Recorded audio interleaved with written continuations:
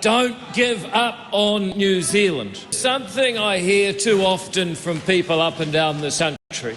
They say, if this Labour government gets back in, I'm going to Australia. And some go on to say, if it's Labour propped up by the Greens and Te Pāti Māori, I might move even further just to be safe. Well, X's message, Mr. Speaker, is very simple. Don't give up on New Zealand. Yes, the problems facing our country are large. Then I visit dairies being fortified with wire mesh and special gates like Harlem. But they're in Hamilton, Mr. Speaker. You can explain it to a 4-year-old. If you follow the law, you'll be safe, you'll have rights, nobody will hurt you.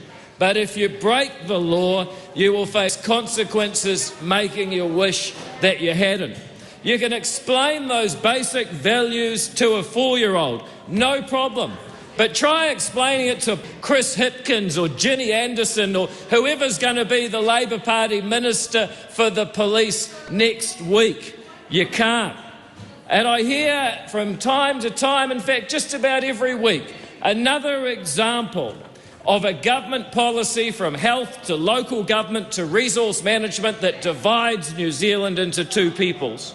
And the people out there, they know they were never asked, would it help if the treaty was interpreted in such a way to create two different sets of political rights based on race?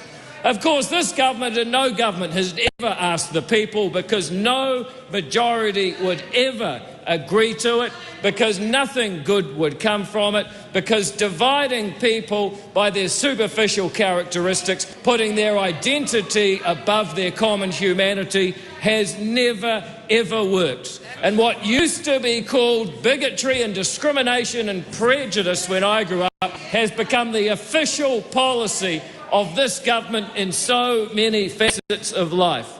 And it was National that signed us up to the United Nations Declaration on the Rights of Indigenous People that gave us He Puapua.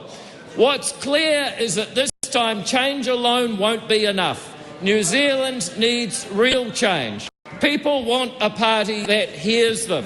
People want a party that puts forward new ideas to solve their problems. And people want a party that will say unpopular things when they need to be said if it truly believes them. I say to people, don't give up on New Zealand. Real change is coming. I say to people, don't give up on New Zealand. Real change is coming.